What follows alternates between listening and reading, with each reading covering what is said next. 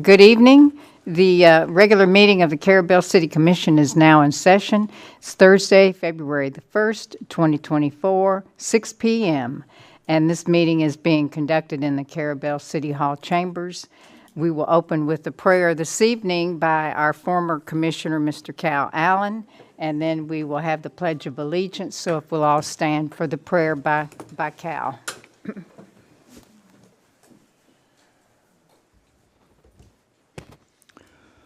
Our God and Father in heaven, we're so grateful that we come together tonight to deal with those things that would continue to make our city a wonderful place to live.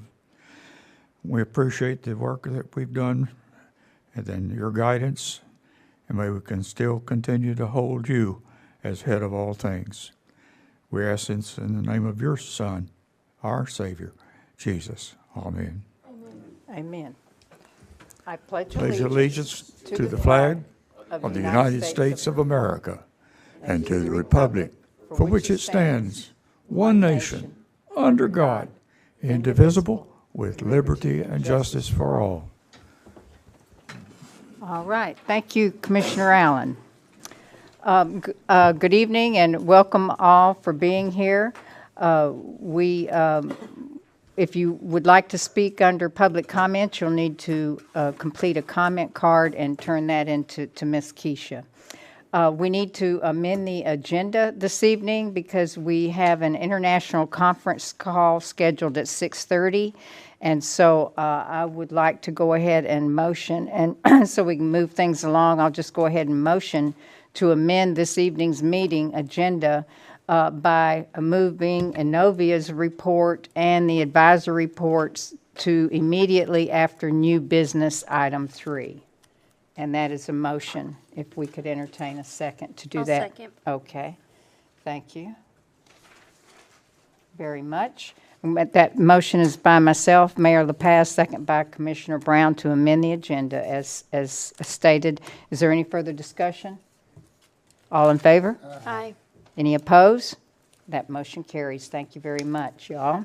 And we'll move to the consent agenda for the January 4th regular meeting minutes, and that's the commission minutes and the attorney's invoices for December. Did everyone have a chance to review that? Yes. Do we have a motion? I'll make a motion to approve. Good. I'll second. All right, thank you. And that motion for the consent agenda is by Commissioner Brown, second by Commissioner Gray. Is there any further discussion? All in favor? Aye. Any opposed? And that motion carries. All right, next on the agenda, we have public comment. And this is the portion of our meeting where anyone can speak on anything that's not on the agenda for 3 minutes. You're welcome to come forward and voice your concerns or opinions or comments. Any public comment? All right, we have a few people in the audience this evening, but we have no public comment as far as I can tell. Okay then, so we're going to move on to the commissioners' reports. And Commissioner Walden, do you have anything? Okay. And Commissioner Brown, do you have something for us? I do. Okay. I hope everyone had a fresh start to the new year. We have a couple of events coming up this weekend. Fridays are February 1st Friday downtown. The local businesses will be open late with live music, after-hours shopping, refreshments, art, and food. Saturday is the second annual Crooked River Park Fest from 9 a.m. to 9 p.m.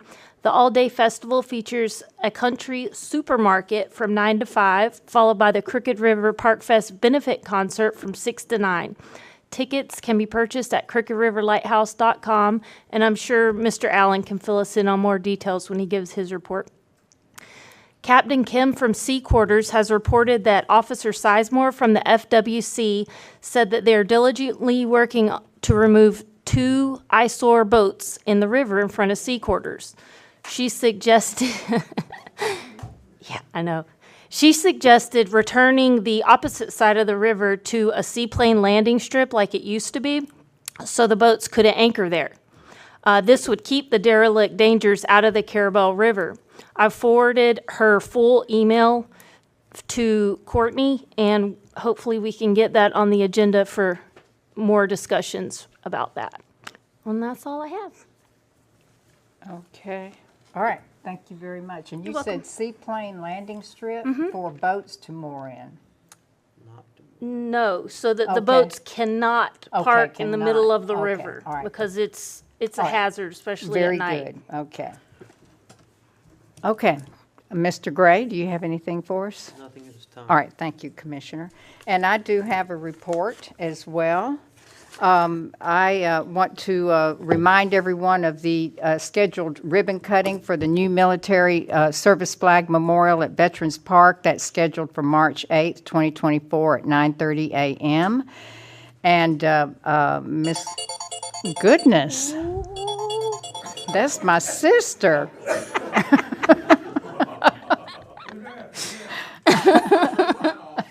No, Now but you I have to thought answer it in front of everyone. Yeah, I know it. I did one time. We all get one time, and I've already had mine once.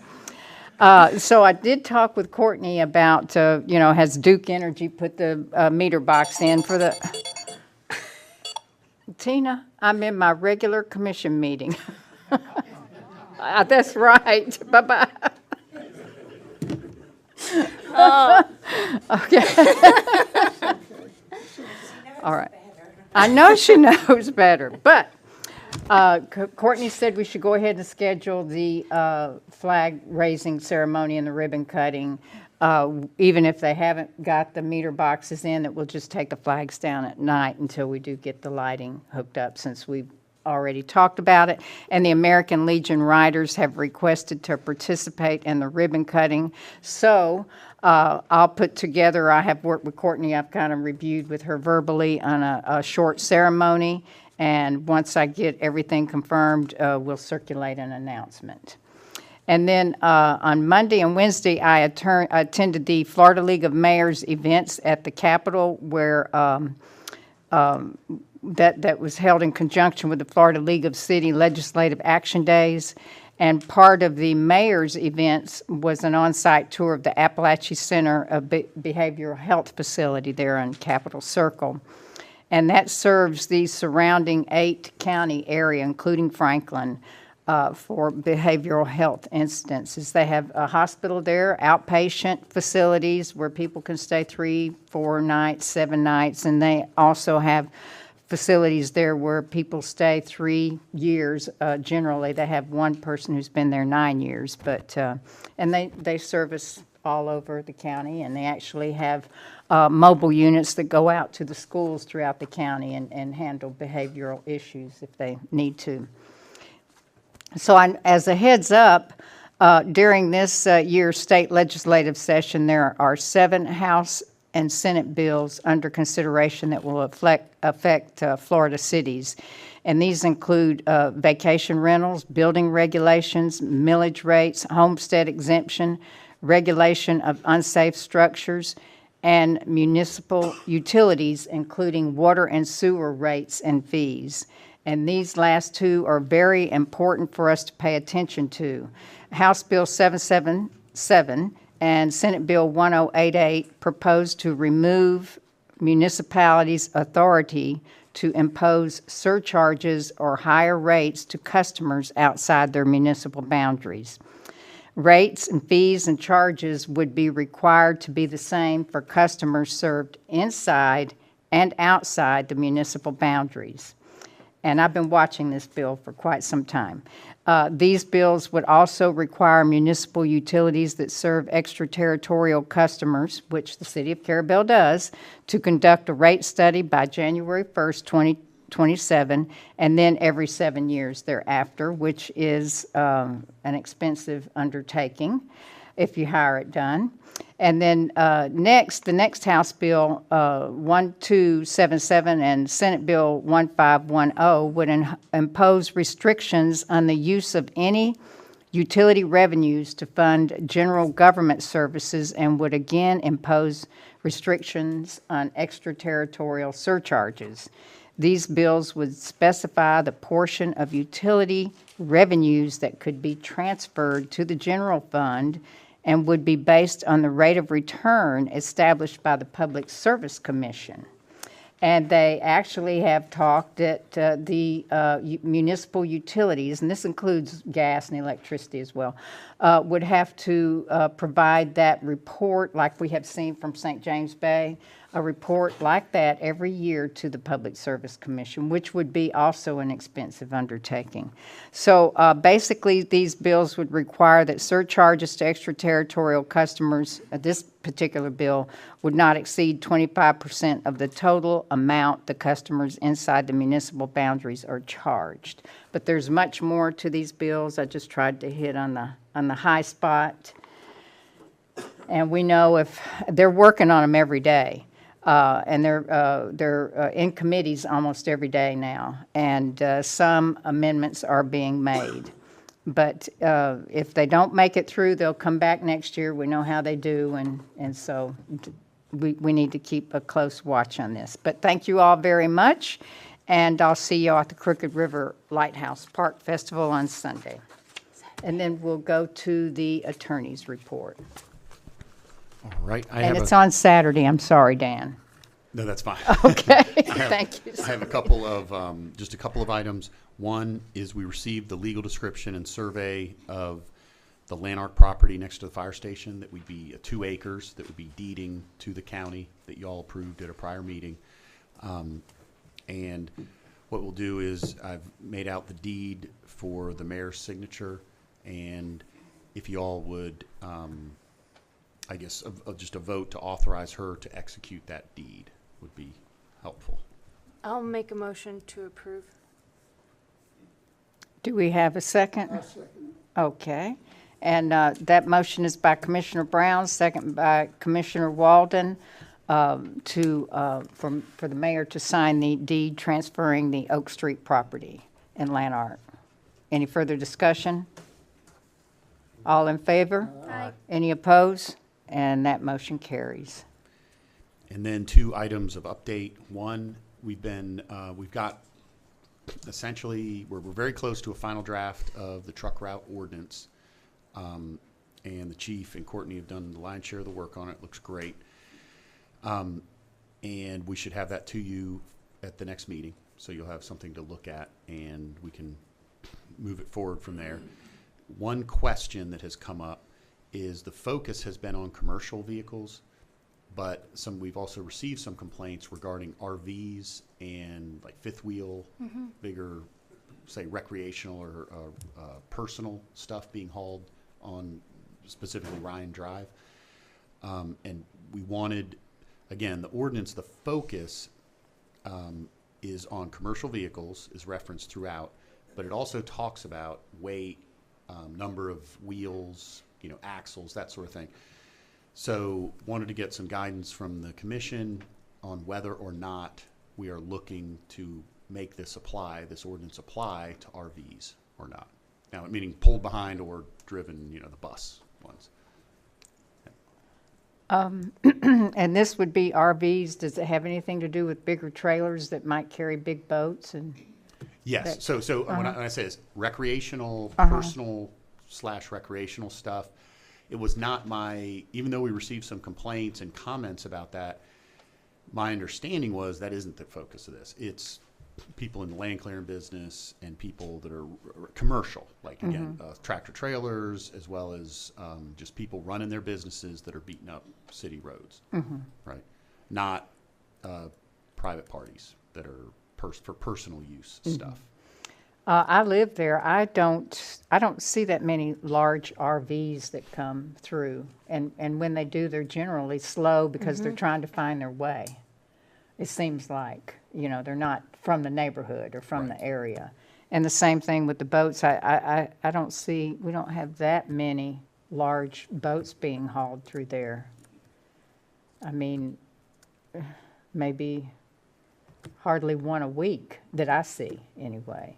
So, but maybe some folks that are out in their yard more may see it more often. I would suggest keep it to commercial vehicles. Agreed. Is that sort of the consensus? Yes. All right. So we'll do that. And then the final update, I was asked to just give an update on this. Unfortunately, I don't have a lot of information, but it is on the Grantham settlement, under which, again, just a quick stood was we had entered into a settlement agreement that if money was left over from the claims ahead of us, there was a big claim ahead of us, that they would pay us what the agreed amount in the settlement agreement. And unfortunately, the probate is still pending. So the probate proceeding involving the claim that's ahead of us is still pending. So literally I asked for some additional details. I was just told that, hey, it's pending. I should kind of confirm that online. And I asked for some more details. I'll pass those along when I have them. But there's, meaning just saying, hey, we're close. We think it'll be 2 months, 3 months. But really, we're just still in the same place we were 5 months ago, 4 months ago. Okay, very good. Do we have questions for Dan? Comments? All right, thank you. Ms. Courtney? All right, mine's very short. You guys received all your department reports. Any questions? And then on our new water and sewer billing software, we were offline this week while they were transferring all the information from the old system to the new system. And that will be back up and running on Monday. So you may start seeing some changes with the software, but everything's going well. Great. And that's it. Okay, do the commission have questions for Courtney, for our city administrator? Okay, thank you, Courtney. Ms. Keisha? I've reached out to ARPC. We have a Teams meeting Tuesday to work on the economic development zoning maps so that we can overlay them with our GIS, and it'll make it more user-friendly, especially with all the real estate sales that are going on, and take a lot off me as well, so that's exciting. Got some meeting days and closures. January 15th, City Hall will be closed for Martin Luther King Day. January 16th at 1:30. February. February. February 16th at 1:30, the CRA. I've got those. I'm sorry, it's going to be February 13th. Got February the 15th for our regular P&Z meeting. February the 19th, City Hall's closed for President's Day. February the 20th at 1:30 is our regular CRA meeting. March the 7th will be our next City Commission meeting, and March the 8th or the 9th will be the ribbon cutting for the Veterans Park Memorial. Wait, Veterans Park is the 9th? The Friday, whatever it is. Yeah. Hold on, my date is the 8th. The 8th. The 8th. Okay. You went really fast. Yeah, I'll go over those. I was pulling my calendar up. So we've got the February the 20th, the 19th will be President's Day. Got it. The 20th is the CRA meeting at 1:30. 22nd is P&Z. March the 7th is the next city meeting, and then March the 8th will be the ribbon cutting. Okay. At 9:30 a.m.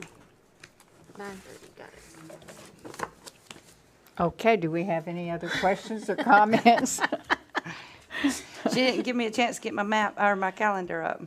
She was thinking about February, I was like, what is she doing? January. January, We are yeah. all discombobulated tonight. Want me to call my sister? She'll set us straight. Okay. All right. So they're going to give you, on the ARPC, they're just going to kind of give you an idea of what they can do for you and a quote? Yes. All right, very good. That's good.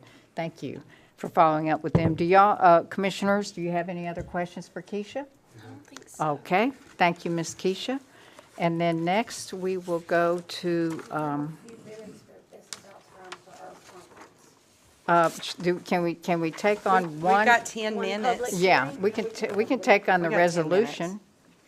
Mr. Hartman, the resolution under public hearing, Resolution 022024. All right. This resolution is a resolution abandoning the roads that are internal to the new addition to the cemetery.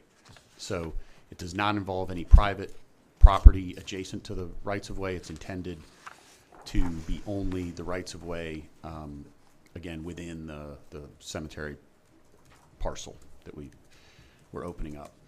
So it's resolution number 02-2024, and it's a resolution of the City Commission of the City of Carrabelle, Florida, vacating that portion of Northeast 3rd Street, Northeast Avenue B, contiguous to lots 6, 7, and 8, Block C, R288, and lots 1 and 2, Block C, R389 of Pickett's Addition, Carrabelle, Franklin County, per the plat of the City of Carrabelle, and providing for an effective date. So whereas the City of Carrabelle is a Florida municipality duly incorporated with all the rights and powers as provided in Section 2B, Article 8 of the state constitution, whereas the city is the owner of Block C, R288, and lots 1 and 2, Block C, R389, and the rights of way contiguous thereto referenced above and as shown on Exhibit A. And whereas the vacation of that portion of Northeast 3rd Avenue shown on the city plat and Exhibit A will not affect the ownership or rights of right of convenient access of persons owning other property within the city.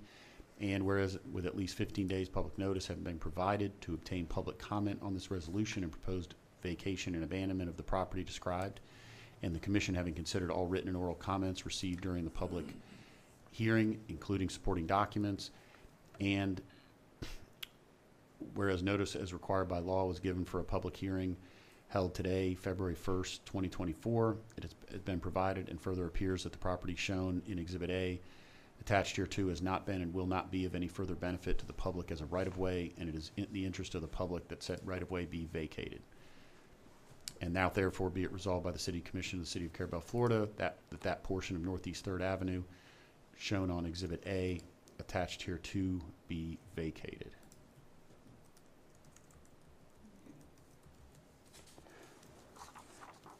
Okay.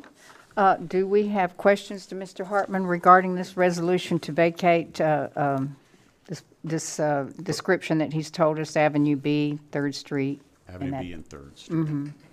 And do we know why? We all understand why we're doing this for the cemetery property? Okay. Do we have any further questions to Mr. Hartman or Ms. Courtney about it? No, ma'am. Okay. Would we like to entertain a motion regarding this resolution? I'll motion to approve. Okay. Do we have a second? I'll second. All right. And Ms. Keisha, that motion to approve resolution number 02-2024 is by Commissioner Brown, second by Commissioner Gray. Is there any further discussion? Those in favor? Aye. Aye. Any opposed? And that motion carries. I thank you very much. And let's see how much time. We've got about 5 more minutes. Should we move on to, I think we could get through ordinance number 494 because we may have some questions on ordinance 493, and we'll take that up after the phone call. Is that all right, Mr. Hartman? That will work. So Okay. this is ordinance, it's first reading, so no vote is necessary on ordinance number 493, and it's an ordinance of the City of Carrabelle. 494. Sorry, ordinance number 494. Yes, sir. An ordinance of the City of Carrabelle amending and modifying the terms and conditions of ordinance 328 as amended, also known as the Sunset Island Yacht Club Ordinance, providing for additional permitted uses of the property in Phase 1, repeal of all ordinances or parts of ordinances in conflict herewith, to the extent of such conflict, and establishing an effective date. And just to remind you, this will come before you for second reading, but this is to allow RV use in the other phase. There's Phase 1 and 2 in the other phase of Sunset Isle. And apparently it's been approved by the association. And we all remember they came here and approached us about it, and then they came back with their letter and their bylaws. They had amended their bylaws. So do we have any other questions regarding this? Now, we won't take action, but now is the time to address the questions if we do have questions. Okay. And then Ms. Courtney, has Mr. Seclue called in yet? Let's see if he will join. We'll ask Okay. him to join. And meanwhile, while she's trying to hook up we'll have we've got another ordinance that we need to come back under public hearing. It's ordinance 493. We'll take that up after this first item, new business item 1. Bill may have to move in. Oh, yeah, come on over.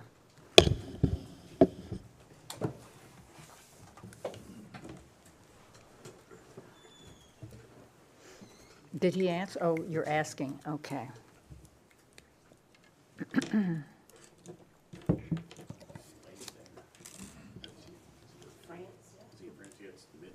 So, yes, the person that's calling in is from France, Banassac, France, or Banassac.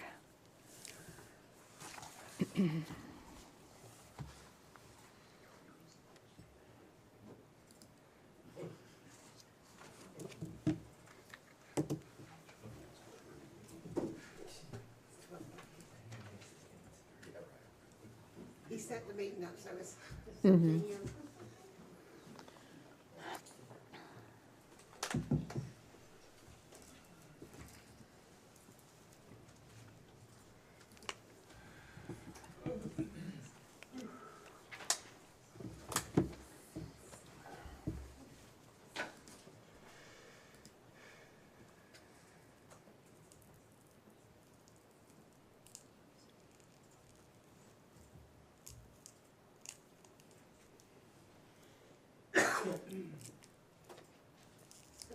4 minutes, but usually they come on a little early. Well, do you think we want to undertake ordinance 493?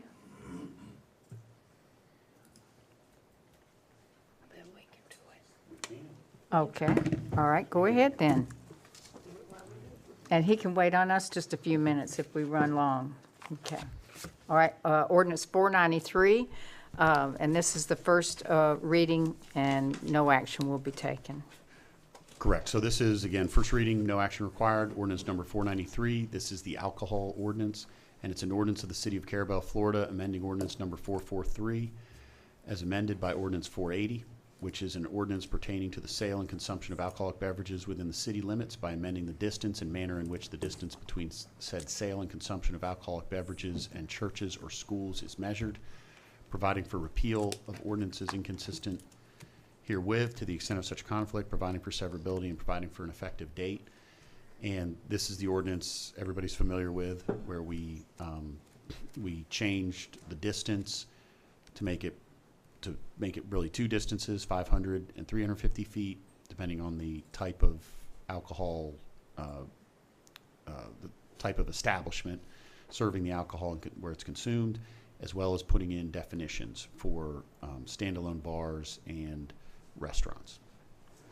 Okay. And did everyone have an opportunity to read this ordinance that was circulated after? Yes. Okay. And I just, also, I'm just going to take a personal moment here and say, please, let's don't have discussion during the meeting. Please step out in the hallway, that there are people around you trying to hear. All right? Although you may not be disturbing us up here, you might be disturbing someone next to you. I'm going to give just a brief history on this ordinance, so you know, everybody can understand what's happened. We've had discussion and possible action regarding the consumption of alcohol on premises. This first appeared on the City Commission agenda back on July 6, 2023, requested by Commissioner Bill Gray.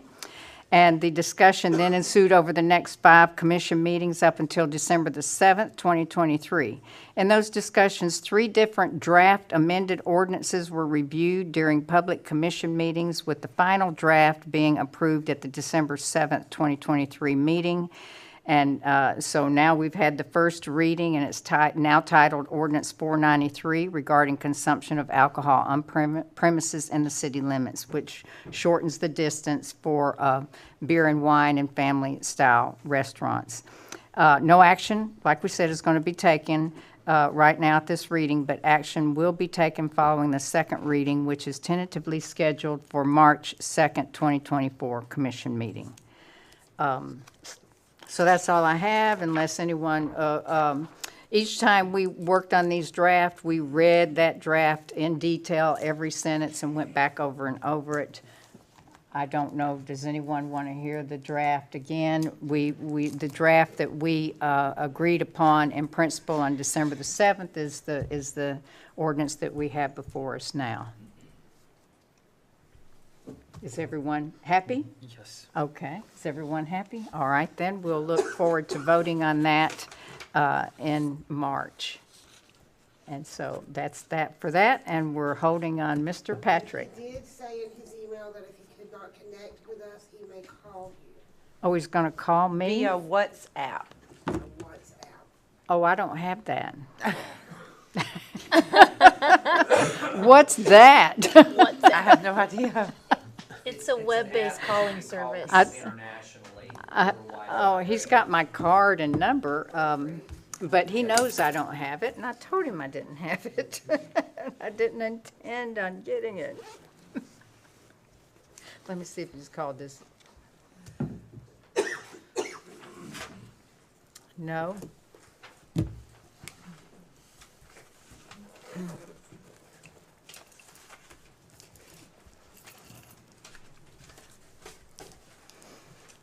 Guess we can keep going until he shows up, or not.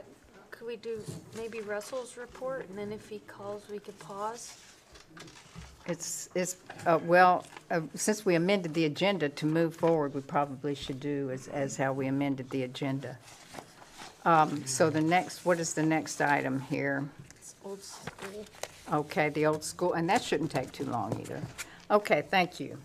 We're going to move forward to item 2 under the agenda. We did amend the agenda earlier for those who came in late. And item 2 under new business is discussion and possible action concerning the old school City Hall building. And I'm going to give some history on that real quick as well, because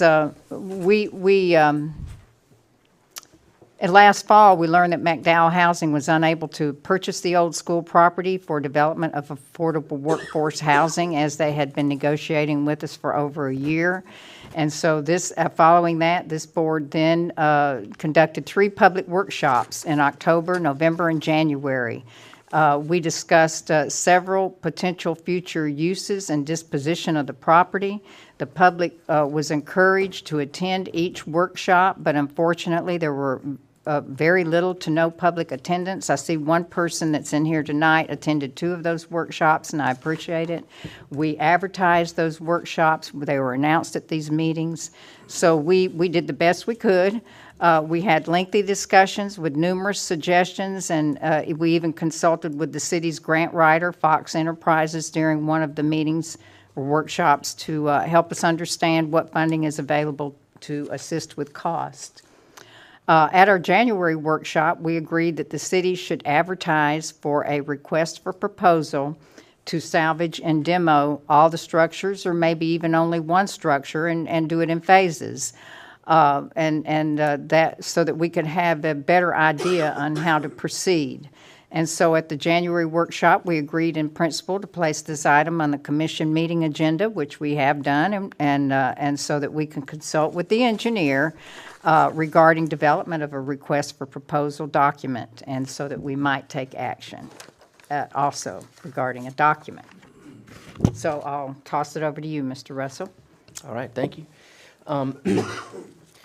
It's the salvage element of this project it's a little outside of the box, but I think I've come up with an idea that will work here.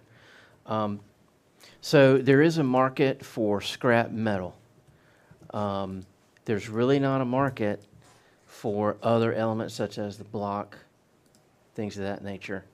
In Tallahassee, there is Leon Iron and Metal, and they receive scrap metal and pay money for it. It's anywhere between 4 and 7.5 cents per pound.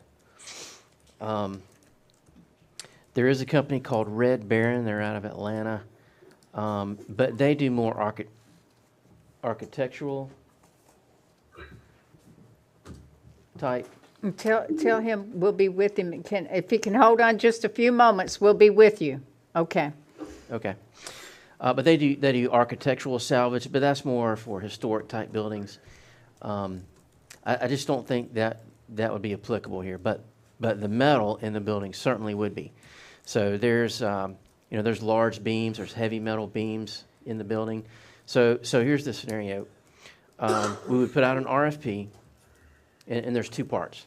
We put out an RFP for demolition, and within that RFP, we describe to the contractor that he is to stockpile the steel beams.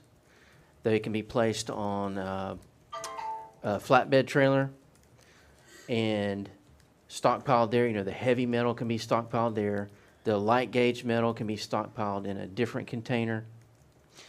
And he demolishes the building. He can take the block, use it for whatever purpose he wants. That's his material at that point. Then the steel material, this would be the second part. The city would develop an agreement with a company such as Leon Iron Metal. That material would be hauled to them, weighed, and then they would write a check to the city for what it's worth. I think in my mind that's the most practical approach here. And, okay, and you feel like that you could develop a request for proposal along do. those lines? I do, yes. What do you think about that, Commissioner Gray? Sounds like it's worth a try. I ask you only because of your background? Okay. And I have a question.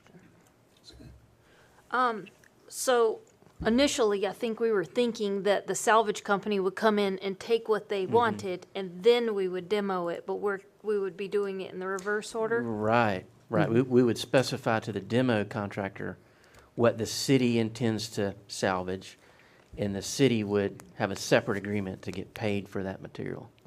And because they're having to separate it, it's probably going to cost more for the demolition, I'm assuming. Maybe not, because the demo company, you know, he would typically have to haul that to the landfill and pay the tipping fee, so he wouldn't have to pay for and that. Gotcha. I will tell you that Franklin County has the highest tipping fees in the state. Really? That's what's making it so high, these quotes that we've gotten in the past. Okay. Would it be possible to get at the same time quotes for straight demolition and then quotes for what you're proposing tonight so that we can compare? Yes, and actually, I think we do have some quotes for pure demolition. We do have some. Okay, So compare those them. numbers may be dated, but we can get a general idea. well, here's an idea. We could do a base bid, which would be straight demolition, and then we could do an alternate bid, which would be to stockpile on site. The asbestos abatement is what drives the cost up as well. I mean, that's That's about true. half of it. Yeah. That's one of the biggest factors in there.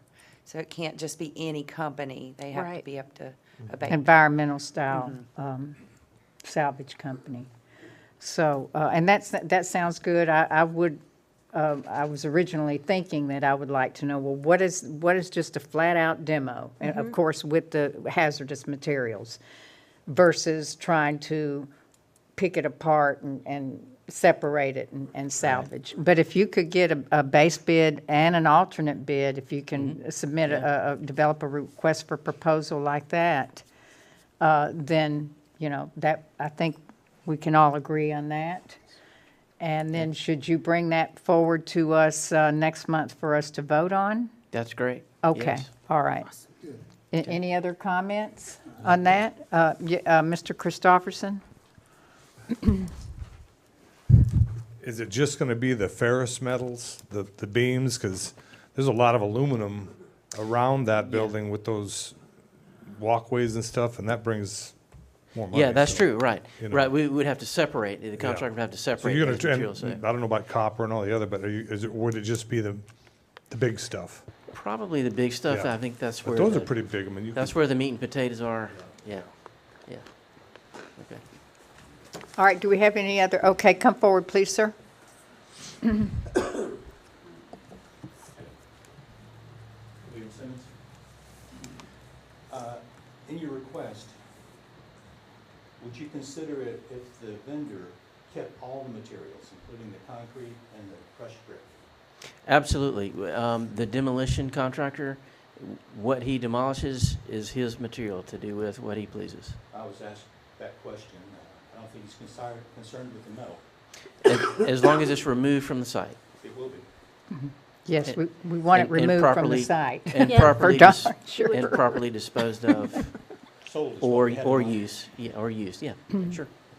Now, you know, we're considering demoing all of the you know, everything, the 61,000, whatever it is, and then the 11,000. And we've also considered doing it in phases, one building at a time.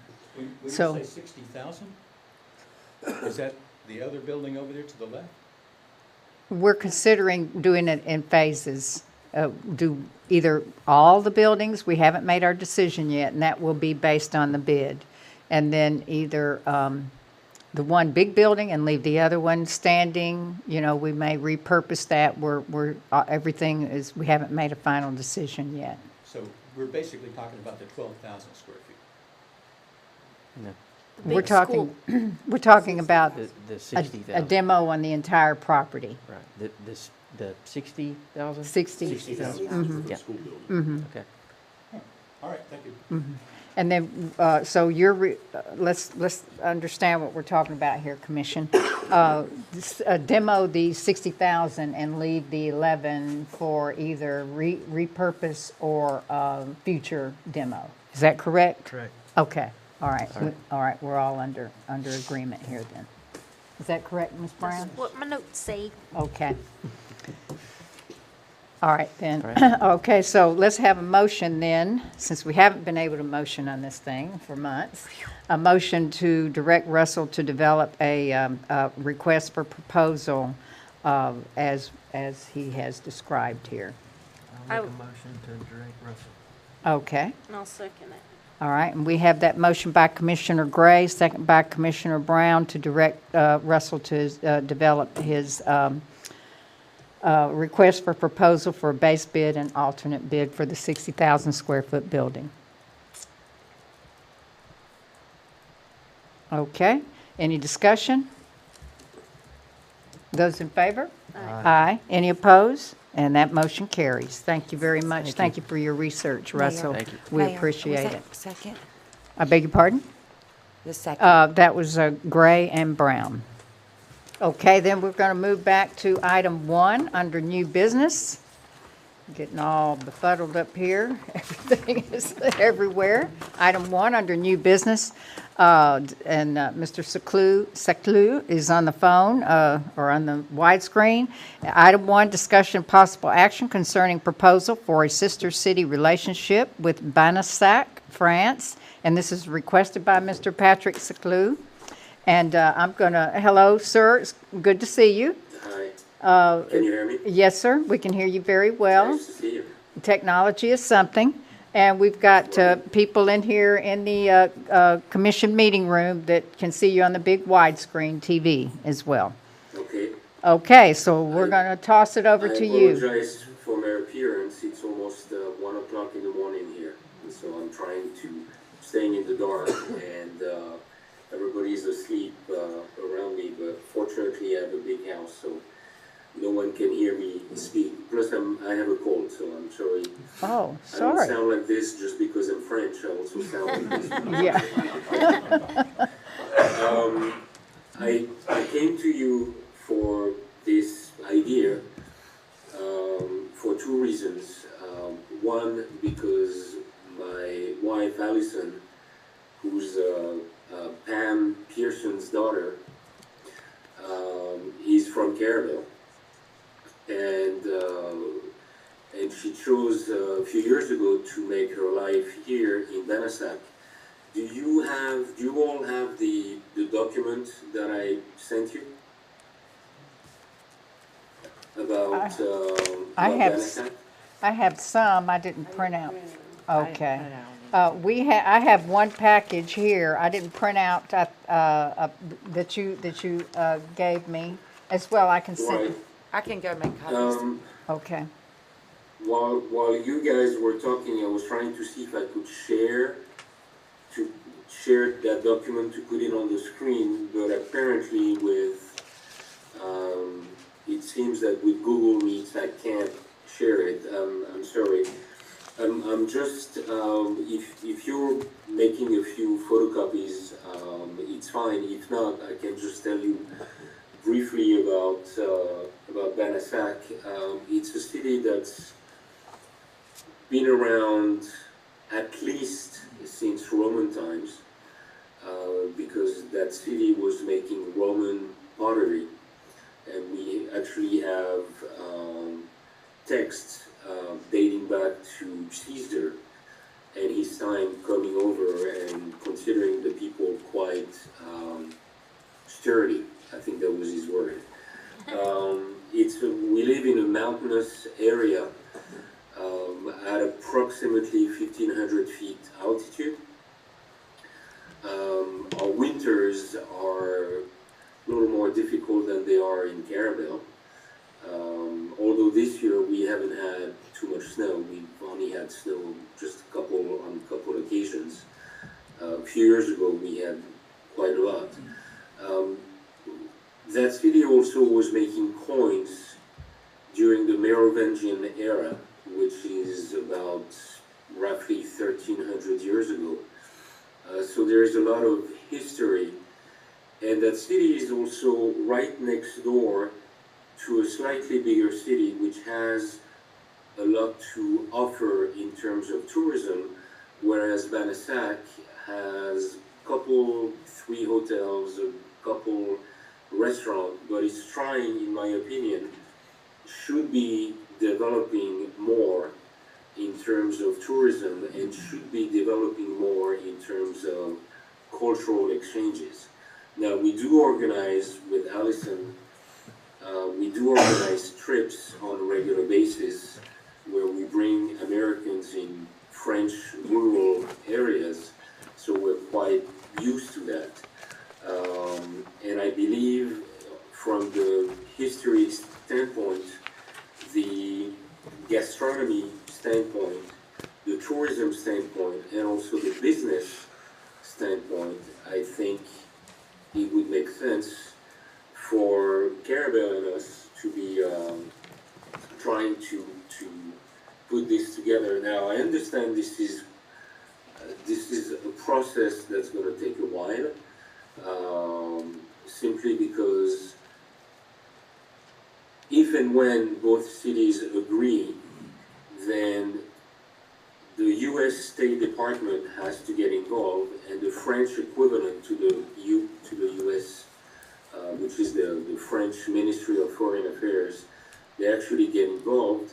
And because I'm also the president of the local French-American Association, we would get the National French-American Association involved, which has been around since 1945. So they're quite used to the process of sister cityhood. They've done it in numerous cities around France, and they know actually what it takes. And just on my understanding also is that each city would need to found a non-profit association or a non-profit committee in order to receive funding from each of their respective State Departments. And that funding would serve, my understanding is that it would serve for the committee to travel back and forth on a regular basis, and possibly also invite businessmen and businesswomen in order to see what it is out there, to how we can benefit culturally and also business-wise from this relationship. We do things quite differently in terms of demolition. I heard you talk about demolition. We do things quite differently in terms of recycling, but also in terms of agriculture. Because of the area where we are, we also have fishing, which is something that we have in common.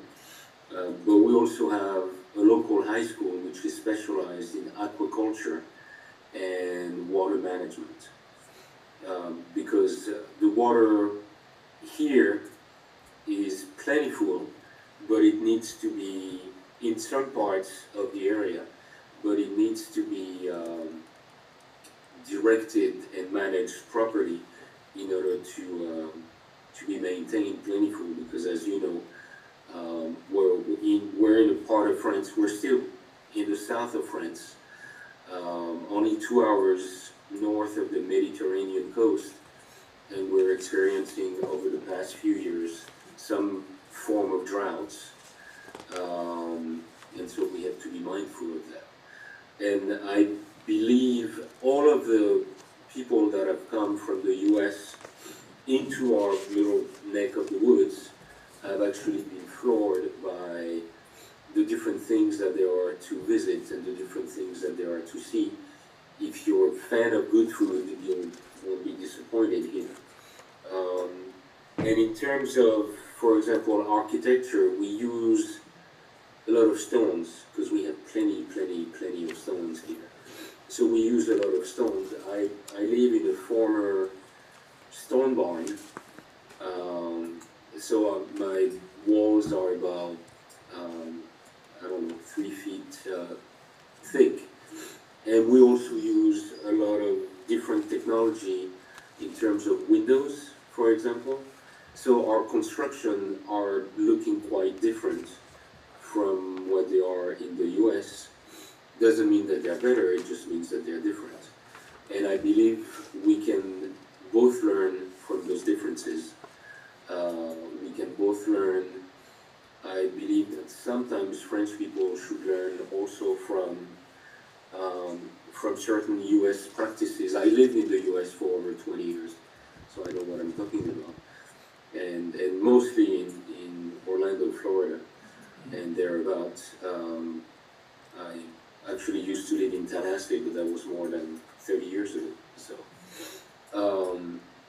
and so that's what I was bringing to the table. I believe on the little document that I provided, I just sent you a couple of pictures. I said that it's near a UNESCO heritage site. I don't know if some of you are familiar with a site that's called the Cévennes Park. Are you familiar with the Cévennes Park? It's where in the early 1700s, that's where there was a war between the Catholic and the Protestant. And so some of them fled to Switzerland, to Germany, and also to the US at the time in order to relocate because they were being slaughtered by the kings. It was 2,000 Protestant insurgents that held at bay for about 3 years 20,000 highly trained Kingsguard, Catholic Kingsguard, in order to defend their freedom of religion. In the end, they lost at that time until, because back in 1685, the Freedom of Religion Act had been overruled, and so they were, hunting down anybody who didn't have the Catholic religion back then. So there's a lot of history. It's also the area where Robert Louis Stevenson, the same who wrote, I believe, Treasure Island and Dr. Jekyll and Mr. Hyde, he also wrote a book that was called Travel with the Donkey in the Cévennes. So in case you want to read that. So I've identified plenty of area for people to discover in terms of botany, history, theology, gastronomy, environmental sciences, architecture, and so on, and of course tourism, because we do things a little bit differently. We do have Airbnbs, although they might look a little bit different in France, and but we are near an area that's called the French Grand Canyon, where we have kayaking and hiking and canoeing and all sort of things to discover. And I believe that the French people from here, I took a group of French people from here a couple years ago to do a tour of Florida. I'm taking another one in a couple of months on the theme of music. Nashville, Memphis, St. Louis, and New Orleans. And we're also organizing our first blues festival this summer. Okay, Mr. Seclue, it sounds interesting and exciting, but can you give us more detail? When you requested to meet with me regarding this, it can take years to develop a formal agreement. And I had the paperwork with me, and I did Google it and print out some paperwork from Sister Cities International. And it has to be, a cooperative agreement has to be signed. But first, the thing that has to be done is that they want to get a yes from the city commission that we would allow to begin to develop the official agreement. So can you give us some steps that would have to go through with this, especially forming an NPO, a volunteer committee that would, manage this relationship? Well, I mean, I believe the first steps that we would have to take on each side would be to have an informal agreement to begin with. It doesn't have to be a formal yes, but it has to be an informal agreement so that then we can take steps to get in touch with one on our side with the French American Association, because they've offered to help put together the list of documents and put together the step-by-step processes in order for us to move forward. Once we have an informal yes and we move forward, we can both see if by moving forward, if we can get into a formal agreement, whether it's through Sister City International or not, because it's one organization, it's a member-based organization. But I believe once we put together a formal yes, then our respective governments get involved in order to put together formal exchanges, and at the same time, on our side, we need to have either a non-profit association or a non-profit committee, which is going to be managed by someone. It doesn't have to be managed on a full-time basis, because we're not dealing with very large cities, but someone who's going to volunteer their time or be part of their work. On my end, it would be my time or the time of the French American Association volunteering their time in order to do this together. So I haven't had a chance, since we saw each other, Brenda, I haven't had a chance to meet with our local elected official, simply because it's been very difficult to meet with them. So I didn't meet with the mayor. I met with some other elected official on informal meetings, and they were all very excited about it. So, Okay. because I believe it's ultimately, if we put this together, I believe that we can put a rotation, as in people from France go to Carrabelle and people from Carrabelle go to France every year or every other year, in order to see what can be, in order to visit, but also see how can certain business partnership can be put together. All right, Mr. Patrick, let's let the commission here discuss amongst themselves here just a moment, and maybe we'll get some input from the attorney as well, from our city attorney. If we think that we want to give an informal yes, I will go ahead and say myself, the development to have a formal agreement requires having an NPO established. We don't know anything about that. Evidently, it takes an informal agreement to get the list and the step-by-step process to do this, and it could take years, and even in the information that I looked up, it could take years. It could take, 2, 3, 4 years. It's a long process. It's not anything that we can say we're going to do right here tonight, except maybe have a friendship relationship with Banassac. But Courtney, we don't have a formal sister city relationship with any other city. So, Neither do we. Mr. Hartman, do you have any input? Yes, the only input I have is in listening to the Mr. Seclou is that I think that's right. You don't have to make any final decisions tonight.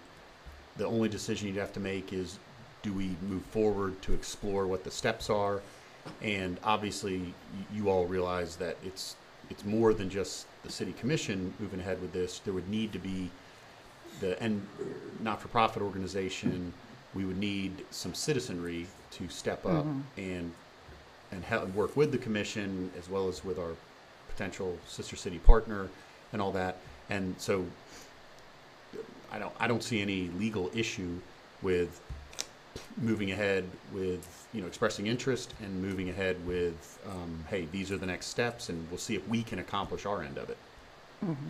If we want to undertake that, or undertake it for those who come behind us in the future, because reelection is promised to no one. And 3 of us on this board are up for reelection this year, shortly.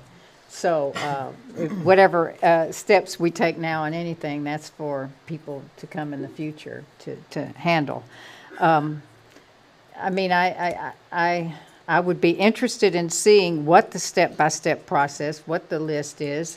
I have advised Mr. Seclou when we met personally that we have very few volunteers overall, the whole community, and many of them wear many different hats and volunteer for many different organizations, the same volunteers. So we're going to be reaching out to a small group of people to how many people generally sit on these committees, Mr. Seclou?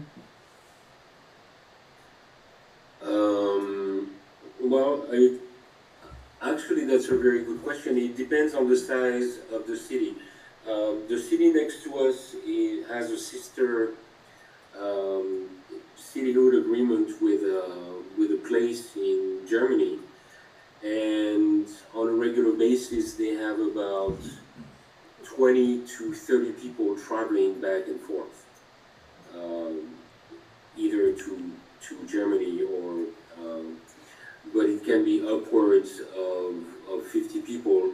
The group that are actually managing the committee is fairly small. We're talking about 3-4 people on managing this on a regular basis. They only require other volunteers to step up whenever they're welcoming the people from that other city. So the regular basis volunteering is not going to involve a lot of people.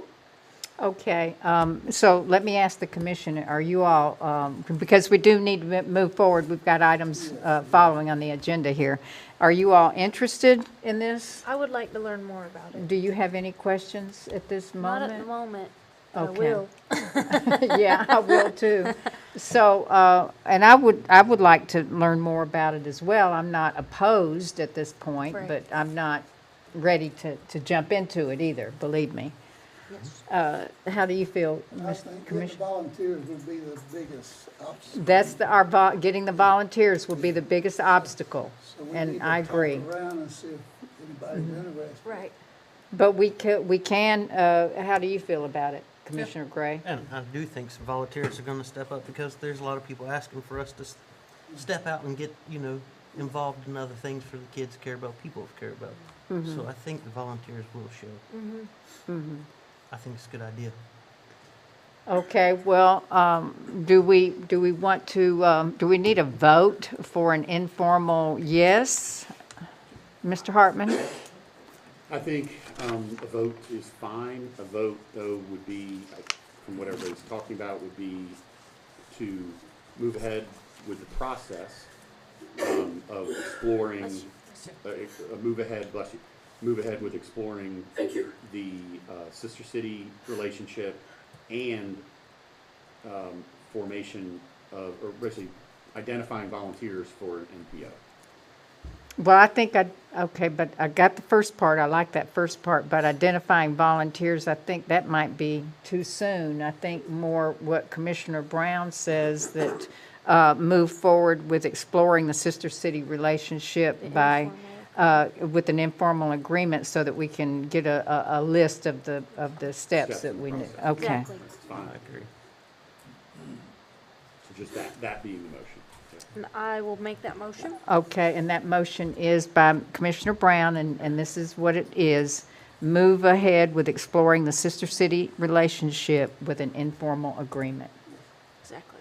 Okay, and that's by Commissioner Brown, and that is second by Commissioner Walden. Is there any further discussion? Those in favor? I will say, then, so you, Mr. Seclue, you have that, it looks like we're going to be voting on it, and, or we are going to vote on it. It looks like it's going to pass. So you're going to continue with the work from there for now, and contact your. I'm going to reach out to the National French American Association and tell them to step in and say we have an informal yes. Can you please get involved and give us a list of steps that we need to take from there on in. I also want to say just real quick that Pam, my mother-in-law, she's going to be visiting here in a couple of months for the first time. So whenever she gets back at the end of April, if you have any questions for her, she'll be able to tell you all about it. Okay, all right then, and when we receive that list from the French American National Association, then we review that and put that as an item on the agenda, whether or not we want to move forward from there. And we'll keep you Right, informed. and any documents that they give me or anything that I can share with you, I'll send it to you. Okay, or send it your to email the and staff. copy, Keisha and Courtney. as Okay, okay, so then there's no further discussion? Okay, those in favor? Aye. Any opposed? Okay, and that motion carries unanimously. And it was good to see your face. I'm sorry that you're ill, but we need to move forward with our meeting now. So thank you for calling All right. in. Thank you Okay. very much for having me. All right, Thank you. bye-bye.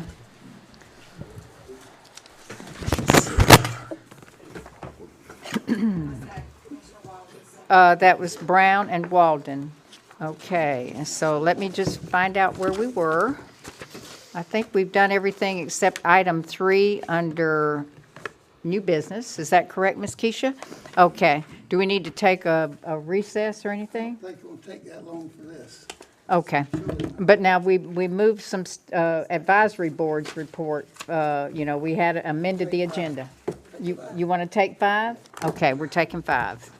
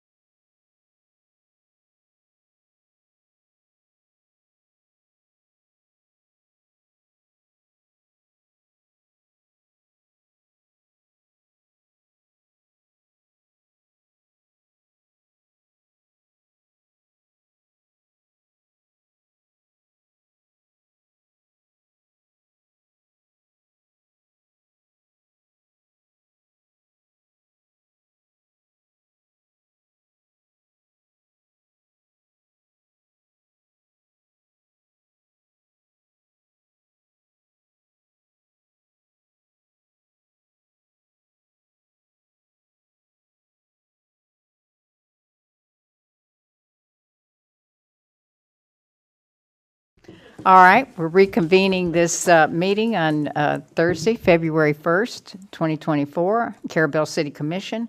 And our next item is item 3, under new business, discussion of possible action regarding a new city logo.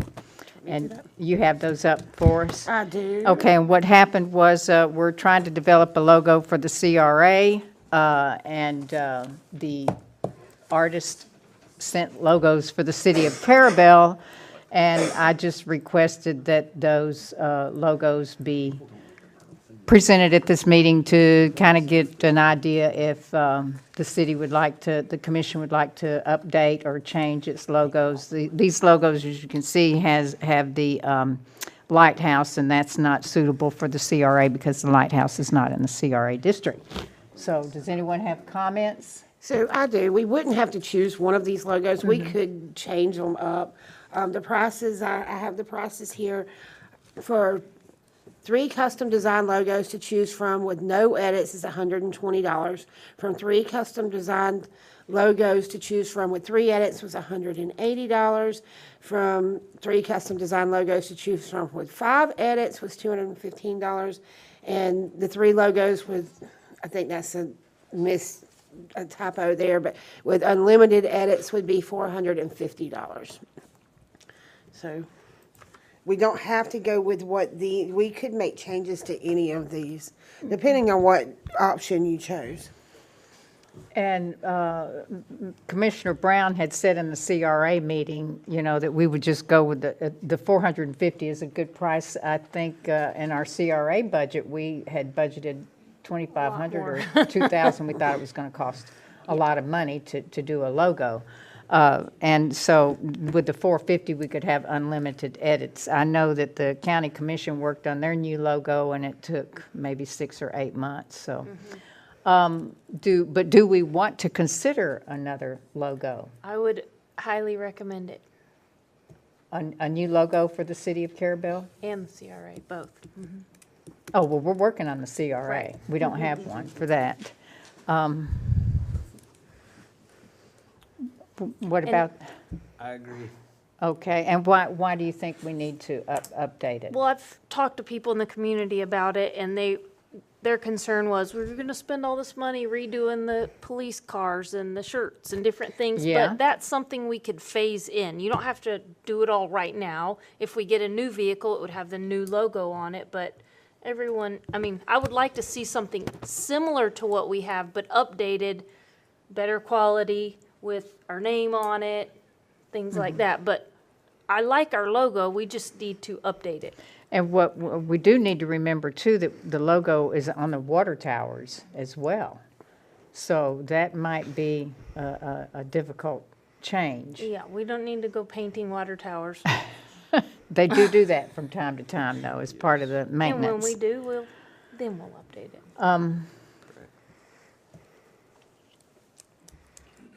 Mr. Keith, what do you think? Yeah, like I said, this kind of changing all of it, take a while, you couldn't do it all at Yeah. one Right. time, yeah. The Phase it in. Yeah. The quality of the logo that we have now is not a good quality. It's It's not. not good for print material and that kind of thing. And, you know, I was even wondering if they could take the logo that we have at this time and maybe update the quality of that. I do wish that we had our Mr. Commissioner Millender here to have some input. I have this feeling that he likes the logo we have now. So, Well, we could just table this till he's here. yeah, we could do that.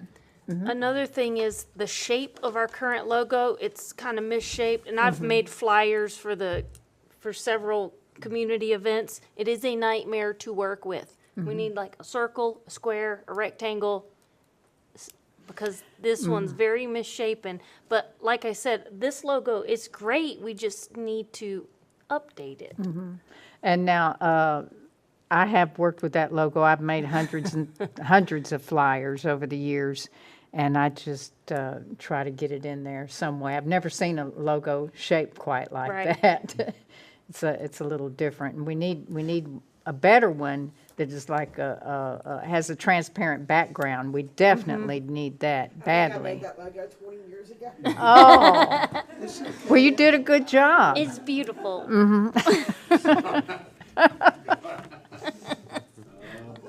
Oh, boy. Well, what you had to work with 20 years ago is a lot different than what we have to work with now. No. We keep you guys. I'm still wearing my 80s clothes, so. Me too. I think it needs updating, just how we're gonna do it. But, okay, are we supposed to maybe pick one? Is that what she's saying? One, and then would have unlimited edits? 3, and then give us 3 logos, and we'll start eliminating. Can we kind of give suggestions on what we're thinking? I could even mock up some things and show. So I think we had to said already at the CRA briefly that no pearl, right? No No pearl. oyster, yeah. That one's very similar now. Put a The blue snapper one or has the something. lighthouse in That it. almost looks like and a the shrimp clam. boat. And A maybe clam. instead of a shrimp, put a mullet. That is a clam. Or a snapper. Ooh, Yeah, a snapper. But anyway, whatever, it takes a while to figure it out. right. Just wait till Seagull. Mr. Mulder's here. Yeah, all right, well, let's table it for old business next month, and Maybe schedule a meanwhile, workshop and yeah, and if you want to bring in a couple of drawings next Okay. month, and then when we're here next month, we'll schedule a workshop for it. Courtney, would you mind sending me those examples? Okay, so, I'll make a motion. We to table. table, I'll second. The CRA stuff, so you probably have them, but I'll resend. Okay, thank you. all right, well, you're going to table this to the March 7th meeting, Is okay? it 7th or 2nd? I think it's, You called that a while ago, too. 7th? yeah, She said second a while ago, but. didn't we said go seventh through at the beginning. list in the It's the beginning? 7th. Okay. We did, but. All right, March the 7th. Yes. All right, and that was by Commissioner Walden, second by anyone? Me. Okay, second by Commissioner Brown. Any further discussion, except Commissioner Brown's going to bring in a couple of extra drawings, and if you'll have those on paper for us to look at and notify Miss, whoever it is, Focus Hook, that we're under consideration. Okay. All right, those in favor? Aye. Any opposed? And that motion carries to table. All right, so now we're going to move back in the agenda to Anovia's staff report. All right, thank you. Okay, so item 1 here, the Baywood Drive improvements that we do have the resolution, and we'll be preparing that for submittal. The deadline on that is March 15th, but we'll be in well ahead of that. For the Lighthouse project, we're working with the Water Management District to close out Phase 1. It is complete, and everyone is connected, and those systems are in use right now. The Water Management District did ask if the city would be interested in an event or recognition of some kind to mark the completion of a successful project. And I would, it's a pleasure of the board, but I can report that back to the Water Management District if you would like to do something of that nature. When do we need to know that? I think if that's something you're interested in, I can mention it to Paul Thorpe, and maybe if I could suggest just a simple recognition. And I don't know what form that would be in from the Water Management District. Are they wanting to do it? Mr. Thorpe, Yes. is he wanting to, would we do that here at City Hall? Would we maybe do it during the next commission meeting? Perhaps. Okay, Yeah. all right. Okay. I'll mention Is that all right with everyone? Yes. Okay, we'll Okay. have that in the beginning at the next commission meeting after, at the county, they do that kind of thing right after the minutes and the consent agenda. Okay. We might not want to sit through everything. Yeah, Right. Okay. Okay, Before they I'll- get into their business, the reports and regular business, they do all their presentations. Okay. All great, right. Great. The new grinder pumps did arrive for Phase 2 last week, and those are being installed now. Okay, and then on Marine Street, we issued a change order for additional sidewalk repair, and we're waiting for a price to come back for the receptacle installations, but all that will fall within the grant amount. So I'll coordinate that change order for the electrical receptacles when we receive that price. Can I ask a question? Yes. Everyone keeps asking, when are we getting the light fixtures? Do we have any idea when that will start? We have several out on Marine Street. Yeah, I understood that they were close to being ready to do that work. I don't have an exact time frame, but I'll find out. Okay. Okay. And I know we had discussed putting a French drain or something or other in that sidewalk on between 206 and 208 because there's that flooding between the buildings during this time. Is that still in the works? I don't know if it was a French drain or what, but the A sidewalk drain. You know what I'm talking Yes, about? I do Okay. know. I do know what you mean. I'll get that in the works. Okay, thank Okay. you. Okay. Now, will that be part of, that won't be part of the CDBG grant? Is, I mean, it's not in the It same may area? be. It may be. It is within the project area. It does Oh, fall it's within the project area, okay. But I'll check with Fred Fox just to make sure. Okay, And I all think right. it would be appropriate. I mean, if not, we can work with that through the CRA All right. as well, through maintenance or something like that. Okay. And then I just wanted to confirm now that you said that the additional sidewalk repair, which I agreed with Courtney, and I went out and looked at it. I forgot to tell Courtney it needs to be done. It's fine, Yes. no problem. And then the adding on the extra receptacles for power festivals, that will still be covered under the grant amount? Yes, and I did confirm that with Fred Fox. Okay, so we're not having to reach into the match money at this point yet? Right. Okay, all right. But if we have to, for the drain, we can do that too. Okay. Okay. Okay. All of that's coming out of CRA, so either way. Right. Okay, moving on to the summer camp interconnection. The Resilient Florida program, we submitted that grant about a year ago, and it has still not awarded at this time. I spoke with one of the program managers, and he suggested the cycle is open again to resubmit, but the awards haven't been done for the last cycle. He suggested that we go ahead and submit again. It wouldn't be double funded. The same people review those grants. So it would essentially be the same application. So at the pleasure of the board, we'll make that submittal for this next cycle. He also suggested another grant program that opens in June, Protecting Florida Together. He suggested that we submit there as well. And again, that's the same group of people that review that grant application. And the Protecting Florida Together is also something like a alternate water supply? Yes. Okay. Yes. All right. Something of that nature. And then when is that due? June. Okay, and I did receive the notice that this Resilient Florida application, a new funding cycle. So I would suggest that we go ahead and resubmit. This would provide additional reuse water plus an approximately 380 new customers on the sewer side. And then it would allow us to request an SRF loan, DEP, for water service, and that would give us 380 new customers. I talked with Charlie about it on Tuesday, and he said yes. He suggested that we move forward to submit the same application as you have suggested. Okay. Okay, can we Do we need a do motion? that? Yes, we need a motion. I'll make the motion that we resubmit for the Resilient Florida program and also apply for the Protecting Florida Together program. I don't know if we're ready to do that part Well, yet. in June. Are we ready? Are you ready to do that?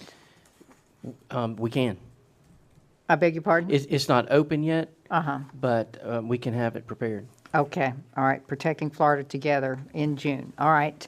So we have a motion by Commissioner Brown to resubmit the Resilient Florida program application, and then to submit the first application to Protecting Florida Together, and that would, oh, I have a question on that. And that's by Commissioner Brown, second by, who wants to second? I'll second. Okay, and second by Commissioner Gray. And discussion? Okay, and you would be submitting basically the same application to Protecting Florida Together, or are you going to have to I'll do have some to work look at on it? that, right, I'll have to look at that, and Okay. it may be a different program altogether, but Okay. similar information, yeah. And just to make, with all due respect, just to make the commission aware that we are charged by the hour for these projects by the engineering company, any applications that are done or anything. Okay? We're all aware of that? I sign the checks, and as does Mr. Gray. All right, any other discussion? Those in favor? Aye. Any opposed? Okay, and that motion carries. Okay. For well number 5, we've prepared that application, sent that to Courtney for signature. We've got some exhibits to prepare, and then we'll be ready to submit that. That goes to the Water Management District. All right, and lastly, Ryan Drive, drainage improvements. That permit has been issued by DOT. So we have prepared the bid documents, and we're ready to advertise for bids for that project. And so do you need, I was going to ask, had you already advertised for bids? No. So you're not, you're wanting to get an approval from Yes. this board to advertise for bids? Yes. All right, did everyone happen to see the, because it came in so late, I've got it right here. Did you get that? Yes, ma'am. The Ryan Drive drainage improvements, the grand total. Now, this does not include the, with all due respect again, the engineering fees, this total. This is just a cost estimate for the construction work. Is that correct? That's right. And that is $89,861. Is that correct? Yes. Okay, and then that doesn't include monies that we've already paid that we have discussed in other meetings. So, I mean, we're looking at over $100,000 for this project, basically. It's going to be over 100, maybe 110 or something like that. What did we put in the American Rescue Plan? I've been trying to, you know, Courtney and I wanted to postpone this vote, if there was going to have to be a vote, until next month, so we could review our budget on the American Rescue Plan.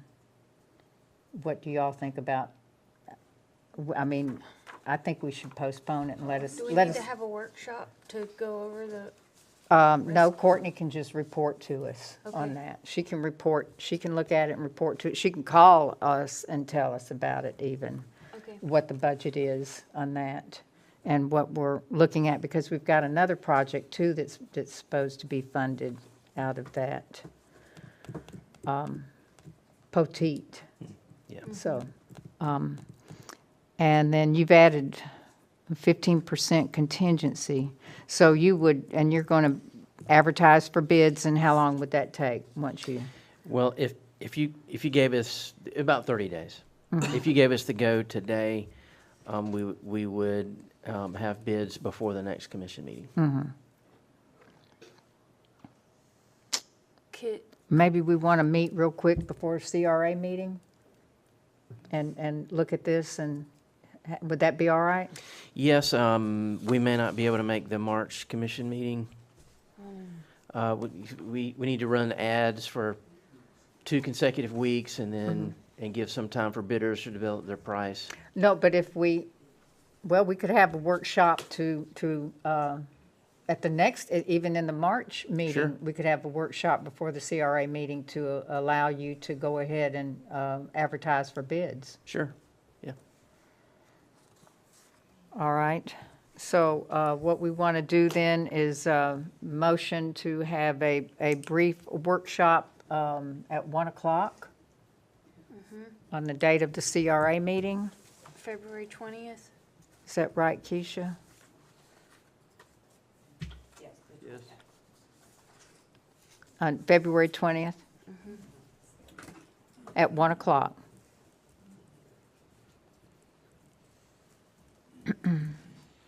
I'll make the motion. I second it. Okay. All right, so that motion is by Commissioner Brown, second by Commissioner Walden for a workshop at 1 o'clock before our 1:30 CRA meeting, and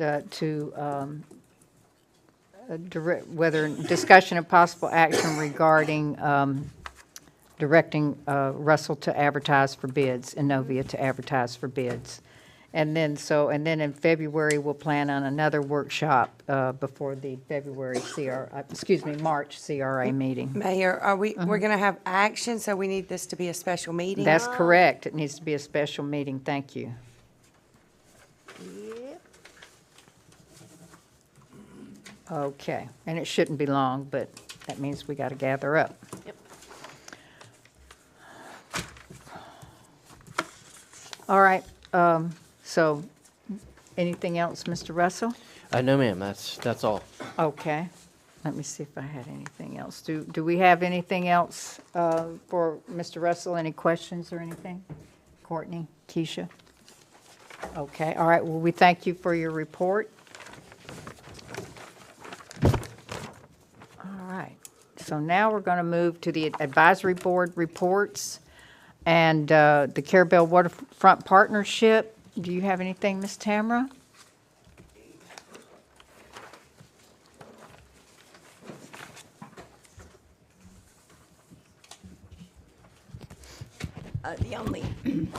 The only thing is that the elevator is functioning. We are, Ken Siegert from the Icy Blue Upholstery Group has kindly agreed to be our official elevator operator trained by the state elevator inspector.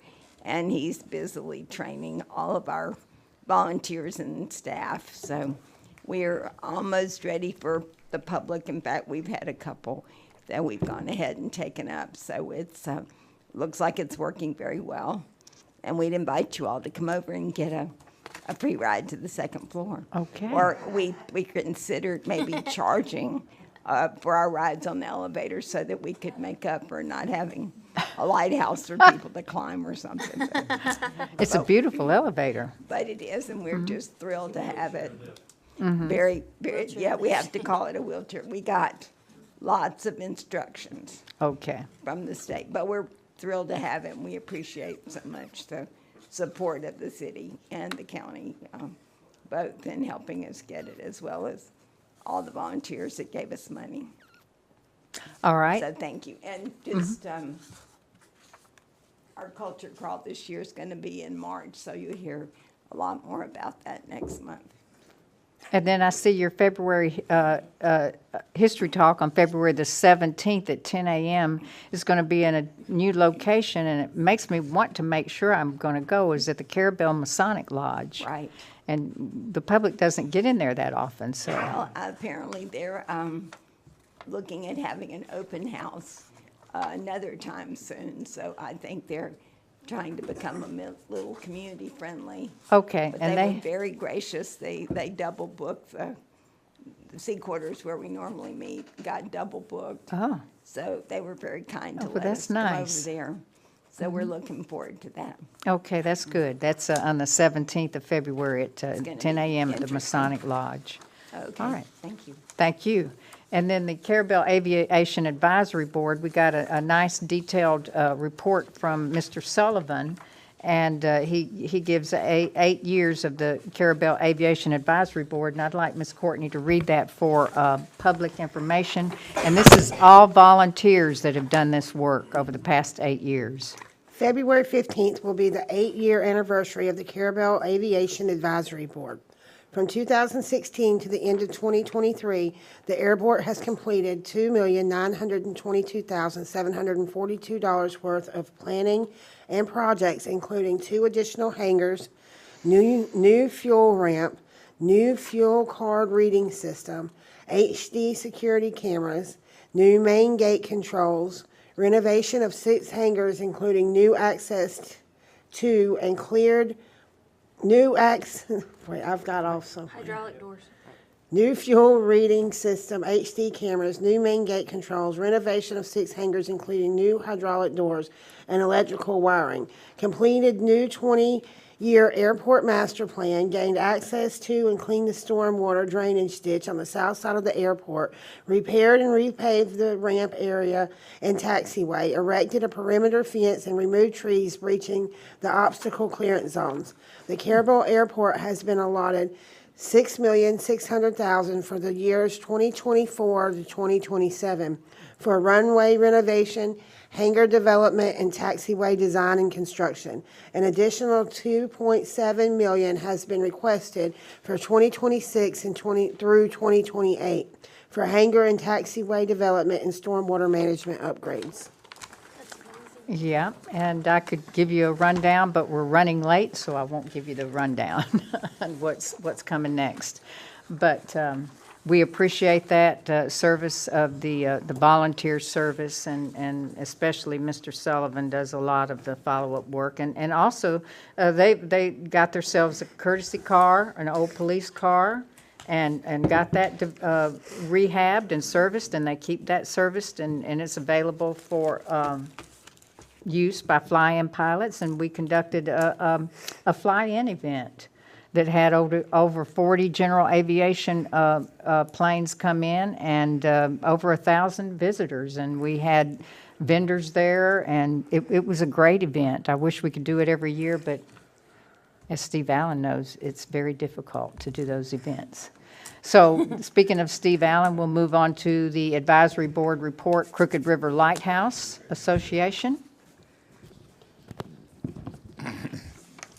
Good evening. I'm Steve Allen. I'm the president of the Carrabelle Lighthouse Association. I just want to basically announce our event this weekend. Y'all mentioned it, but a year ago, on February the 4th, we opened the new lens exhibit for our historic 1894 Fresnel lens. It's been spinning around ever since. It's just fantastic. So on that day, we were able to leverage the fact that we had a country market and a full moon climb with Florida Lighthouse Association, who came to our, we hosted their monthly, quarterly meeting. And so we established this Crooked River Park Festival.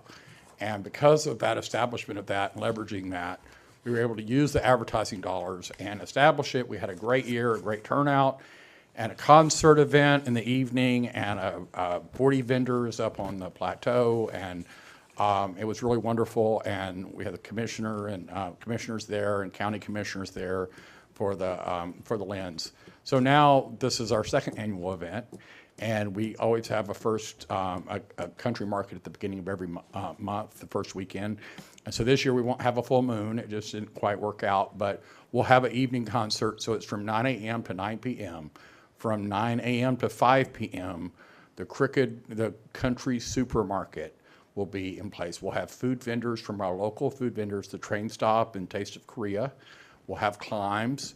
The museum will be open to our guests, just like we do every day, every Saturday that we have, we're open to guests, and there will be vendors, and please come out and check it out. And then take a little bit of break while we get set up for the concert event, which is a ticketed event. Tickets are online through our website.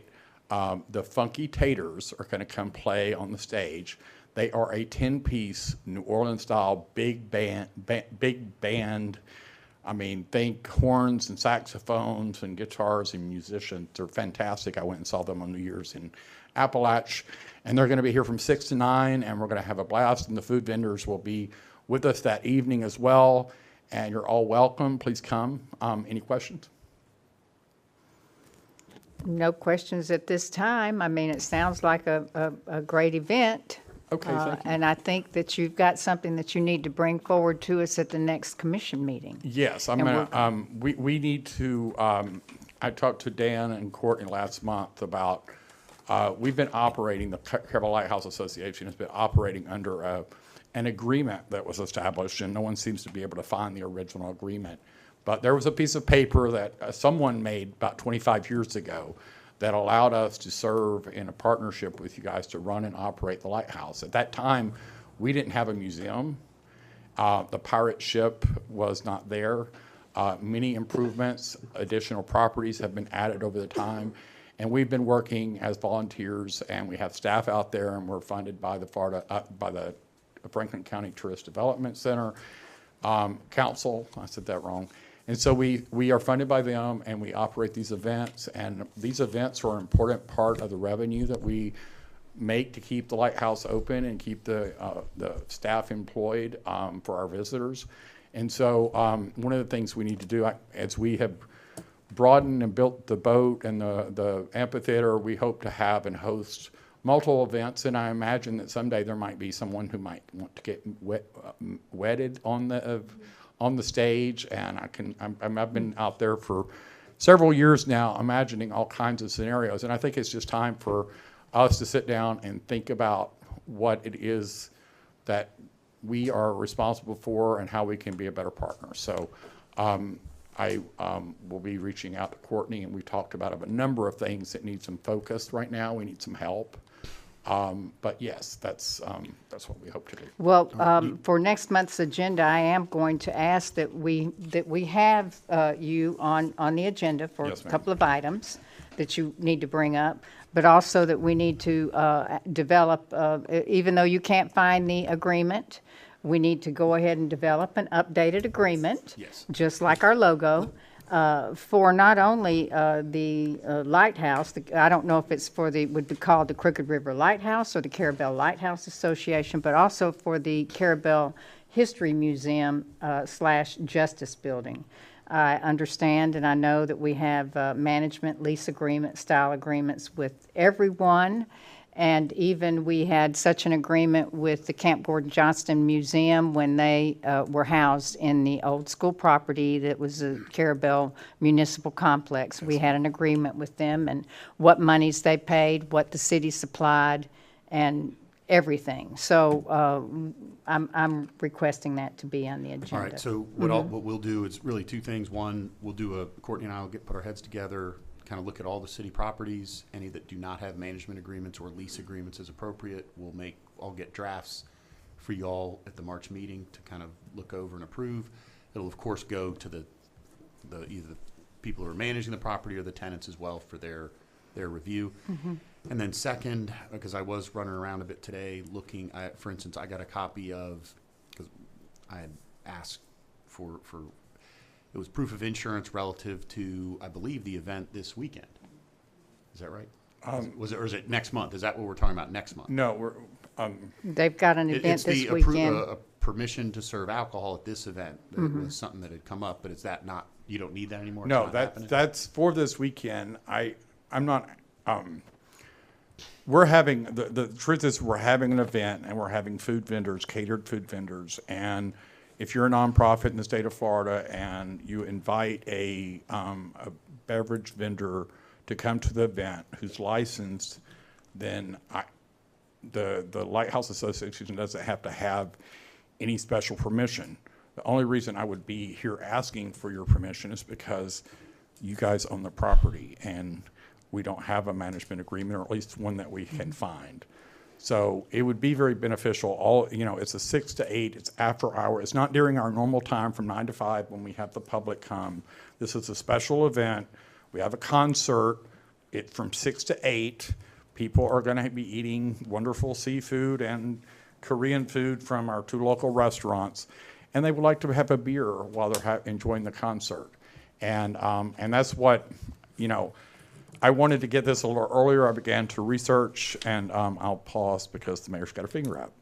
Yes, when you said beer, are you intending on beer and wine? Or are you asking for hard liquor as well? No, ma'am, just beer and wine. Beer and wine, okay, I'm going to write that down. Okay, go ahead. Sorry. I lost my train of thought here. So it'd be from 6 to 9, beer and wine. We have a licensed vendor in town, just like the restaurants that are licensed to cater food. The requirement is that for a beer and wine vendor to be here, we have to have food available on the premises as well. And then so the only, issue is, I just didn't, this is what I was going to say when the mayor raised her finger. I started researching this because I was concerned that the Carrabelle Lighthouse Association had to have a vendor's license or some special thing. Well, we don't want to sell. We don't want to bartend. I've got enough volunteers getting the bottom of the tower, seated up or whatever for people to climb it. But we do recognize that these events that we're having every month are the kind of events that people would like can come out and have food and have a drink, perhaps. And so I'm going to say this. I saw an original copy of the agreement that was put in place 25 years ago, and I'd swear in court on a stack of Bibles that it had an allowance for us to serve beer and wine at events, but I have not been able to find that. And I have 3 boxes of documents in my bedroom right now that I've been going through with a fine-tooth comb to see if I could find that document. That being said, I always knew, even when I found this 3 or 4 years ago, that it needed to be updated. A lot of things have changed, and we need to have a more formal arrangement so that when we have people who want to have birthday parties, what is it that we need to do to make that happen? What is the appropriate way to handle that? We want this to be open to the public. And we had an event last month for the Full Moon Climb on January the 25th. We had a DJ and people dancing on the stage. And I could see a place where we could have 200 or 300 people down there really having a nice evening. I want to focus on cultural arts. It's all, it's about the lighthouse, all of these things. So anyway, I sort of started, I opened this can of worms looking at and talked to Henry and do y'all have a license? Are you able to vend? And he told me, oh, yes, we can, and we'd love to, and all of that. And so here we are tonight in this situation. So Mr. Hartman did circulate the email chain, or Courtney did, with a copy of the certificate of liability insurance. That's what I was mostly concerned with, ma'am. is people becoming intoxicated and are the taxpayers going to be liable? Yes, ma'am. And I'm very concerned about that. So there is liability insurance that Harry's has that travels with their vending machine, their vending trailer where they serve alcoholic beverages out of. So if Harry's is, they have liability insurance, I don't know how much that covers if someone gets a little tipsy and falls down the spiral staircases, who, what, when, where. But we're just, does that liability cover that? Anybody that gets I'm looking at Mr. Henry now with Harry's. What is actually covered under your liability? I thought we had a combination insurance with the city and us. That's for your sidewalk. Correct. Mm-hmm. So what happens at Lighthouse Park? That's a good question. Mm-hmm. I think we can resolve it. I think they added the city of Carrabelle on the policy today. They did. Does that seem sufficient? We're an additional insured on their vending policy, and it's 1 million, 2 million. So Okay. 1 million per basically person, and then 2 million per incident if you had a pile up of people coming down the stairs. And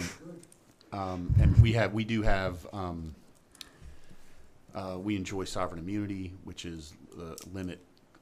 I got to check they're making a lot of changes, but I believe it is still lower than $1 million. They haven't increased that yet. Good. We're talking about the So, legislative bills.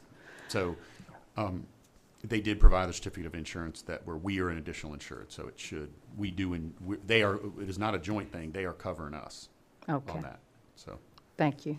All right, then I'll make a motion for a one-time beer and wine vendor to participate in the February 3rd event at the Crooked River Lighthouse Park.